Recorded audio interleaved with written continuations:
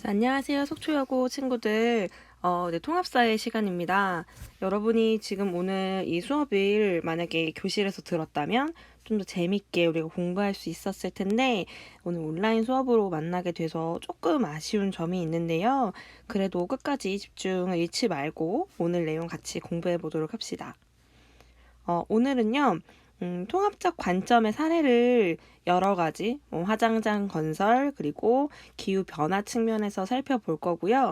그리고 학습지 2페이지에 있던 중간 부분의 내용도 같이 추가해 보도록 하겠습니다.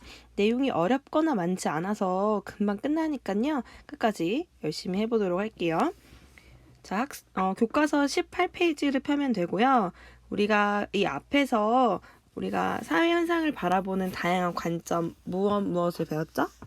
그렇죠? 우리가 시간적 관점, 공간적 관점, 그리고 사회적 관점, 윤리적 관점을 배웠잖아요. 자, 이런 다양한 접근을 통해서 사회 현상을 분석하는 것을 우리가 뭐라고 하냐면 통합적 관점이라고 얘기를 하죠. 자, 왜냐면 우리는 이 인간을 둘러싸고 발생하는 다양한 현상 자체가 시공간적으로 다양한 요인이 서로 영향을 주고 받으면서 일어나고 또 사실 문제와 가치 문제가 섞여 있고 그래서 이 통합적 관점으로 살펴봐야 이 문제를 정확히 이해할 수 있기 때문에 통합적 관점이 필요하다라고 했었어요. 자, 그럼 여러분 학습지 2페이지를 같이 보면서 이 내용을 좀 더 정리해 볼게요. 자, 학습지 2페이지 중간에 보면 괄호 5번이 나오죠? 자, 여기에는 추가적으로 이 통합적 관점이 필요한 이유를 우리 현대사회와 더불어서 함께 설명하고 있는데요. 우리가 살아가는 현대사회는 굉장히 빠르게 발전하고 있고 학문 분야도 점점 세분화, 작게 쪼개지는 경향을 보여요. 그래서 우리가 옛날에는 뭐 문과적인 사고, 이과적인 사고에서 TV에도 문과형 인간, 이과형 인간 이런 얘기를 많이 했는데 더 옛날로 거슬러 올라가 보면 사실은 문이과의 개념 구분 자체가 없었던 거죠. 근데 우리가 학문이 다양화되면서 어떤 문과적인 성향, 이과적인 성향 이렇게 나눠서 얘기를 하다 보니까 정말 한쪽으로 편향된 사고를 할 수밖에 없는 그런 현실이 지금 처해진 거예요. 그래서 우리는 이제는 여러분 문이과 구분이 없고 통합적으로 여러분 공부하기 위해서 문이과를 통합을 했는데 자, 오히려 우리가 학문이 세분화될수록 더 이러한 통합적 관점이 필요하다라는 겁니다. 자, 그래서 현대 사회의 현상은 여러 분야가 긴밀하게 얽혀 있어서 특정 관점으로 접근했을 때 문제 해결이 어렵다. 그래서 무엇이 필요한가요? 그렇죠. 통합적 관점으로 사회 문제를 탐구해야 한다. 라고 얘기했었어요. 자, 그러면 실제 사례를 보면서 우리가 통합적으로 이 내용을 한번 분석을 해봅시다. 라는 거예요. 자, 밑에 여러분 문제를 읽고 영상을 보는 친구들이니까 문제를 풀 시간이 필요하잖아요. 그러면 문제를 읽고 잠시 일시 정지를 했다가 문제를 풀고 답을 한번 맞춰 보도록 하세요. 자, 여기에 이제 어떤 문제가 나왔냐면요. 화장장 건설을 둘러싼 복잡한 갈등이 나왔어요. 여러분 화장장이 뭔지도 아시나요? 자, 우리가 화장 잘 모르겠다라는 친구도 있을 수 있는데 매장이랑 비교하면 좀 이해가 될 것 같아요. 매장이란 것은 사람이 죽었을 때 땅에 묻는 것을 그런 장례 방식을 매장이라고 하는데 화장이라는 것은 불을 이용해서 장례를 치르는 거죠. 그래서 그 결과 나오는 그 유골을 유골함에 넣어서 보관하게 되는데 이렇게 화장을 할 수 있는 장소가 부족하다라는 거예요. 자, 그러면 그 이유가 여기에 이제 시간적 그리고 공간적으로 어떤 문제를 발생시키는지 어떤 사회적 관점에서 지켜야 할 것들은 무엇인지 그리고 어떤 윤리적 문제가 발생하는지 각각의 여기 설명이 나와 있거든요. 그래서 여러분은 각 부분이 이제 잘 드러난 부분을 찾아가지고 밑줄을 그어보는 거예요. 알겠죠? 자, 그러면 영상을 일시 정지하고 다 완성하고 난 뒤에 다시 영상을 보도록 합시다. 자, 여러분 다 문제 푸셨나요? 문제 안 풀고 그냥 하면 아무런 의미가 없어요. 그럼 선생님이 그냥 밑줄 쳐준 걸 따라 긋는 거기만 하기 때문에 의미가 없거든요. 틀려도 좋으니까 직접 하는 연습을 하면 좋겠습니다. 자, 그러면 먼저 시간적 관점이 나와 있는 부분부터 보도록 할게요. 뭔가 시간적이란 거는 과거엔 어땠고 현재는 어떠한지 그런 변화의 모습을 바라보는 거잖아요. 그랬을 때 가장 첫 번째, 2014년에 전국 평균 화장 비율은 79.2%로 1994년과 비교해서 4배가 증가하는 등 화장 비율이 급격하게 증가하고 있다. 이 부분이 바로 시간적 관점에서 화장장이 왜 더 필요하게 됐는지를 분석해 본 글이었습니다. 자, 그러면 두 번째, 공간적인 부분을 보도록 할게요. 자, 그런데 여기에서 사실은 어디에다가 이 화장장을 건설할 것인가? 이 문제 자체가 공간적인 문제라고 할 수 있거든요. 근데 여기에서는 어떤 부분에서 그것이 잘 드러나냐면요. 이런 부분이죠. 주민들은 A 지역의 도로가 비좁아 화장장 건설이 건설되면 엄청난 교통체증이 발생한다면서 A 지역이 화장장 입지로 부적합하다고 주장한다 라고 나온 부분이에요. 이게 공간적 관점에서 본 거죠. 그렇죠? A 지역의 도로의 폭, 그러면 어떤 교통의 흐름, 그리고 뭐 교통 체증이 유발되는 정도, 이런 것들을 공간적으로 분석했다라고 볼 수가 있고요. 그리고 세 번째, 사회적 부분. 사회적 부분은 여러분이 좀 어려워할 수 있는데 앞에 보았던 사회 제도 혹은 사회 구조, 사회적 합의, 이런 부분에 여러분들 초점을 맞추면 되겠어요. 자, 어떤 부분이냐면요. 이 사회적 부분은요. 관계기관이 주민들의 의견을 수렴하는 등 법적 절차를 지키지 않는 등 일반적으로 화장장 건설을 추진하고 있다. 이 부분이 바로 사회적 부분이 되겠죠. 법적 절차를 지켰는지, 사회 구성원들의 합의가 있었는지, 이런 부분을 보는 게 바로 사회적 관점이라고 할 수 있습니다. 자, 그럼 마지막 윤리적 관점이 드러난 부분은 어디냐면, 자, 이런 게 있는 거죠. 자, 보면 관계기관은 공익을 위해 지역 주민들이 화장장 건설을 받아들여 함에도 불구하고 사적 이익을 앞세우는 주민들의 이기주의가 화장장 건설을 발목을 잡고 있다라고 얘기를 하는 거예요. 여러 문제들이 있지만 그보다 더 중요한 것은 이런 지역 주민들의 윤리적으로 지역 이기주의 때문에 화장장 건설에 문제가 생기고 있다라고 지금 관계기관은 얘기하고 있는 거죠. 그래서 우리가 이렇게 4가지 측면에서 화장장 건설이 왜 문제가 되고 갈등이 되는지를 복합적으로, 통합적으로 이해할 수가 있습니다. 자, 여러분 여기까지 이해가 되셨나요? 자, 그럼 다시 교과서로 넘어가도록 해볼까요? 자, 교과서 18페이지로 돌아오도록 하겠습니다.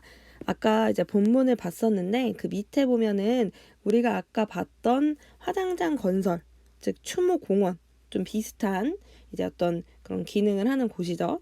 자, 이런 공원을 만들려고 하는데 여기도 역시 이런 갈등이 벌어지고 있어서 19쪽에는 이거를 4가지 관점으로 조사해서 발표한 친구들의 이야기가 나와요. 그래서 이 부분을 한번 살펴보도록 할게요. 자, 근데 여기에 좀 모르는 단어가 나왔네요. 바로 님비 현상이라는 말이 나왔어요. 이 의미는 하단에 나와 있는데요. 이 님비 현상이 아까 전에 우리가 화장장 건설에서도 봤듯이 사람들이 화장장 같은 기피 시설은 자기네 동네에 유치하고 싶어 하지 않아 하잖아요. 이러한 지역 이기주의를 우리가 님비 현상 이렇게 표현을 하는 거예요. 이게 대문자로 써 있으니까 약자거든요. 뭐의 약자냐? 이것은 not in my backyard의 약자예요. 안 돼. 나의 뒷마당에는 이란 뜻인 거죠. 그래서 기피 시설을 자기네 마을에 유치하는 것에 반대하는 현상인 거죠. 그래서 여기 나와 있듯이 기피 시설이 자기가 사는 지역에 세워지는 것을 반대하는 현상을 의미하는 말이고요. 뭐 우리 내용과 직접적인 관련은 없어도 상식적으로 사회에서 많이 나오는 용어이기 때문에 여러분이 좀 알아둬야 되는 단어고요. 이와 유사하게 지역 이기주의를 얘기하고 있지만 다른 측면에서 얘기하는 단어도 있어요. 바로 핀피 현상이라는 겁니다. 핀피 현상은요. P, I, M, 그리고 F, Y 이렇게. 그럼 아까 봤던 not in my backyard랑 좀 뭔가 비슷한 것 같죠? 왜냐면 I am, Y가 비슷하니까요. 한번 보면요. 이거예요. 뒤에 I가 비슷하잖아요. in my, 아까는 backyard였으니까 이번에는 front yard 이런 뜻이에요. P는 뭘까요? please란 뜻이에요. please. 자, 이건 반대로요. 선호시설을 자기네 지역에 유치하고 싶어하는 지역 이기주의를 얘기하는 거예요. 제발 우리 앞마당에 설치해 주세요라는 거죠.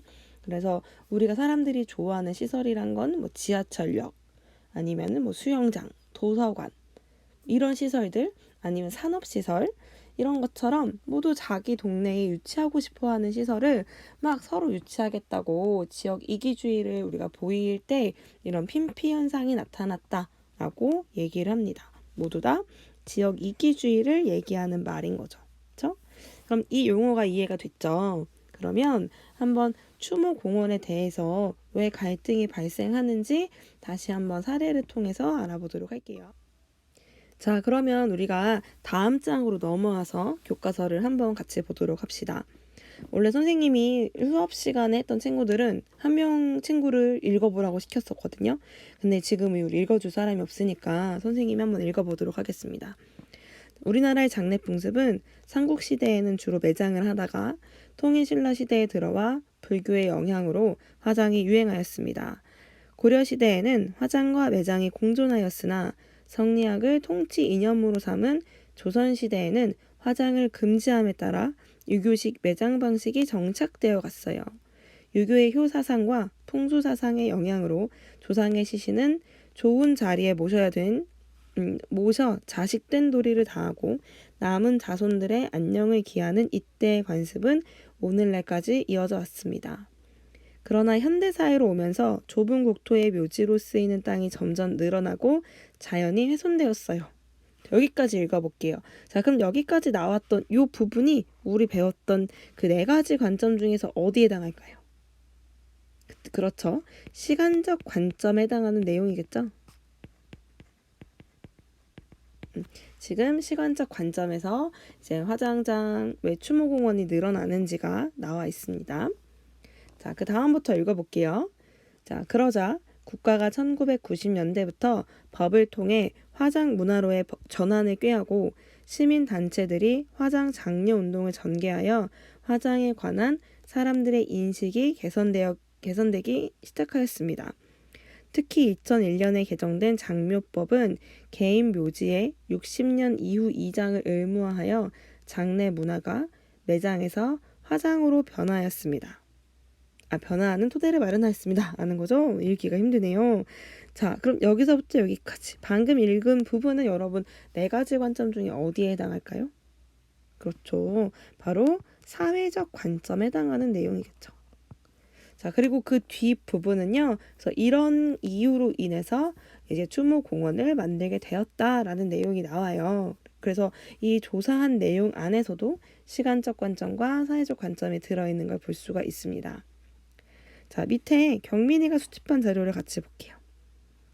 자, 그래서 이 경민이가 수집한 자료에서는 공간적으로 그래서 어떻게 갈등이 나타나고 있는지를 보여주고 있는데요. 특히 그게 잘 나와 있는 부분을 보자면요. 이런 부분인 거예요. 자, 추모공원 건설지로 선정된 세무시 아파트 단지와 불과 2km밖에 떨어져 있지 않자 이 아파트 주민들이 대기오염과 자산가치 하락 등을 이유로 추모공원 조성을 반대하는 것이다. 즉 추모공원 건설지와 그 다음에 아파트 단지와의 네트워크를 살펴보면 굉장히 네트워크가 잘 가깝게 형성이 되어 있기 때문에 대기오염 물질이 발생한다거나 아니면 어떤 이미지 하락으로 인한 지가 하락 이런 것들을 염려하고 있다라는 거죠. 그래서 공간적 근접성이 지금 문제가 되고 있다라는 것을 공간적 관점을 통해서 우리가 알 수가 있습니다. 자, 그러면 윤리적 관점으로 이걸 해결할 수 있는 방법은 없을까? 찬용이가 수집한 자료에서 아이디어를 얻을 수가 있어요. 자, 사람들이 자꾸 반대를 하는데 그럼 윤리적으로 어떤 해결책을 제시할 수 있느냐? 바로 순천시처럼 여기는 에너지 자립 마을이 됐대요. 그런데 기피 시설인 화장장에 있는 추목 공원의 조성을 반대하는 주민들에게 어떤 지속적인 대화를 했고요. 그리고 에너지 자립 마을이 되도록 여러 시설들을 설치했다라는 거죠. 그래서 기피 시설과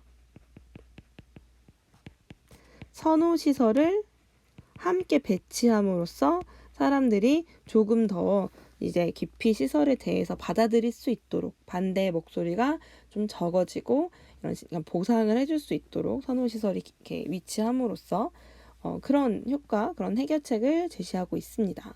그래서 이 사례를 통해서도 우리가 이런 4가지 관점이 어떻게 이 화장장 건설, 추모공원 조성에 영향을 줄 수 있는지 우리가 한번 살펴보았습니다. 자, 여러분 지금까지 아주 잘하고 있어요. 계속 통합적 관점을 사례에 넣어서 분석하니까 여러분들이 조금 또 사례가 나왔어 또 분석해라고 할 수도 있는데 이게 마지막이에요. 그러니까 조금만 더 힘내고 통합적 관점으로 기후 변화를 한번 살펴보도록 할게요. 자, 근데 얘는 제목에 딱딱 나와 있어요. 시간적 관점에서 본 기후 변화의 원인. 근데 나와 있는 거죠. 시간이 지남에 따라서 이산화탄소 농도도 점점 증가하고 있고 이에 따라서 점차 기온도 상승하고 있다라는 거죠. 그래서 이렇게 산업화 때문에 시간이 지날수록 이산화탄소 배출이 많아지고 기온이 상승하고 있다라는 것을 보여주고 있고요. 자료 2번에는요. 이렇게 기후 변화에 따라서 지역별로 동일하지 않게끔 영향이 미친다는 거예요. 특히 여기 가운데 남태평양에 있는 키리바시나 투발루와 같은 국가는 아예 물에 잠길 위기에 처해 있다는 거죠. 사실은 기후 변화도 공간에 따라서 어느 지역은 더 큰 피해를 입고 어느 지역은 피해 정도가 덜하기 때문에 오히려 이런 심각한 피해를 입는 국가들에게 더 위험한 문제일 수도 있죠. 공간적으로 동일하게 그 영향이 미치지 않는다라는 거예요. 자, 그래서 우리가 이렇게 공간적으로도 기후변화를 살펴볼 수 있습니다. 그럼 다음 페이지를 또 우리 보면서 나머지 관점을 살펴보도록. 자, 우리 사회적 관점에서 국제사회가 어떠한 노력을 다 함께 기울여서 제도적으로 기후오염을 막을 수 있는지, 기후변화를 막을 수 있는지 한번 살펴보도록 하겠습니다. 자, 이미 1997년에 교토의정서를 통해서 주요 37개국이 온실가스를 줄이자라고 약속을 했는데 실제로 법적 구속력도 없고 감축 의무를 이제 많은 나라들이 뭐 다 진 게 아니죠. 선진국 37개국만 했기 때문에. 그리고 미국이 참여를 거부했어요. 가장 영향력이 큰 국가들이 탈퇴를 하고 거부했다라는 게 문제가 되었고요. 결국에는 2015년에 더 많은 국가가 참여한 이제 파리 협정이 맺어지게 되었고요. 아까 봤던 교토 의정서보다는 조금 더 많은 책임을 지고 더 많은 국가가 참여해서 모두 의무를 지게끔 했다는 데 의미가 있습니다. 자, 근데 이제 한계점은 여기도 물론 있어요. 하지만 이렇게 각 국가들이 이제 직접적인 실행을 약속했기 때문에 조금 더 그 앞에보다는 뭐 실효성을 지닌다라고 평가를 받거든요. 그래서 이런 국제사회의 노력을 보면서 사회적으로 기후 변화를 위해서 세계가 노력하고 있구나라는 것을 확인할 수 있고요. 자, 밑에 보면 윤리적 관점에서 본 기후 변화의 책임인데요. 선생님이 막 이거 수업을 하다 보면 막 흥분을 하게 돼요. 왜냐면요, 사실 윤리적 관점에서 모든 국가가 동일하게 책임을 져야 된다라고 말하고 있지만 그 기후 변화의 원인을 제공한 국가는 사실 그 정도의 차이가 있거든요. 그렇죠? 한번 내용 읽어볼게요. 자, 기후 변화는 선진국과 개발도상국 간의 형평성 문제가 생길 수 있다라는 거죠. 자, 왜냐면요, 온실가스를 많이 배출하는 국가는 보통 선진국이지만 정작 이에 따른 피해를 보는 국가는 온실가스 배출과 관련이 없는 경우가 많고요. 그렇죠? 그리고 이제 선진국은 과거에는 제조업 중심에 이렇게 환경오염 물질을 많이 배출하는 그런 뭐 산업에서 종사해서 경제 성장을 이뤄왔다면 개발도상국은 지금까지 그다지 이런 환경오염 배출을 그동안 많이 하지 않았던 거예요. 역사적으로. 그런데 이제 선진국이 제조업에서 IT, 뭐 첨단 산업, 자, 이런 산업으로 변화되어 오고 또 서비스업, 우리 뭐 금융이나 아니면은 뭐 광고, 이런 거 있잖아요. 아니면 보험. 이런 부분은 우리가 이제 일반 사업자들을 위한 서비스거든요. 그래서 이런 것들은 뭐 환경 오염 문제를 발생시키지 않는 그런 고부가가치 산업이에요. 이런 산업들로 지금 변화하고 있어서 환경 오염 배출을 줄이는데 굉장히 큰 노력을 기울이지 않아도 된다는 거예요, 상대적으로. 반면에 개발도상국은 이제 제조업이 활발하게 이제 뭐 성장하고 있는 국가들인데 이런 국가들은 당연히 이런 환경오염 배출이 많을 수밖에 없다는 거죠. 그래서 이런 개발도상국은 어떤 불만의 목소리를 낼 수가 있냐면 선진국은 아무런 환경적 제약을 받지 않고 경제 성장을 열심히 했는데 왜 우리가 경제 성장을 하려고 하니 이런 환경오염 규제를 제시하면서 경제 성장을 가로막느냐 이런 불만을 충분히 얘기할 수 있다는 거죠. 그렇죠? 근데 그렇게 보면 정말 국가 간에 동일한 잣대로 동일한 기준으로 환경 규제를 하는 것은 문제가 될 수 있다라는 생각이 들죠, 여러분도. 자, 그리고 두 번째 문제는 이런 게 있대요. 자, 지금 기후 변화의 원인을 제공한 사람들은 사실 여러분들이라기보다는 이미 나이가 많이 든 선생님이나 선생님보다 나이가 더 많이 들었던 과거 세대인 경우가 많죠. 하지만 그 피해는 누가 더 많이 입냐면 미래 세대가 더 많은 피해를 입고 미래 세대가 해결해야 될 과제를 우리가 넘겨주고 가는 거예요. 그래서 여러분이 더 어른이 되었을 때는 지금보다 더 안 좋은 환경에서 여러분이 살아갈 수 있다라는 거예요. 누구 때문에요? 여러분보다 이전 세대가 망쳐놓은 환경 때문에 그런 거죠. 자, 그래서 우리가 사실은 이런 윤리적 관점에서도 기후 변화에 어떻게 접근할 것인가 굉장히 다양한 우리가 이해관계도 얽혀 있고 이런 윤리적 문제가 얽혀 있다라는 것을 알 수가 있습니다. 자, 그러면 여러분 이제 다양한 관점에서 기후 변화의 원인, 기후 변화가 왜 문제가 되는지, 그리고 우리가 해결책을 찾기 왜 어려운지, 또 혹은 어떤 제도적인 노력을 기울여야 하는지를 살펴보았습니다. 자, 여기까지가 우리 1단원 내용이고요. 다음 시간에는 행복에 관한 이야기를 할게요. 조금 더 여러분에게 와닿는 내용이라서 좀 더 재밌지 않을까 생각이 듭니다. 여러분 고생 많이 하셨고요. 우리 다음 주 수업에서 다시 만나도록 하겠습니다.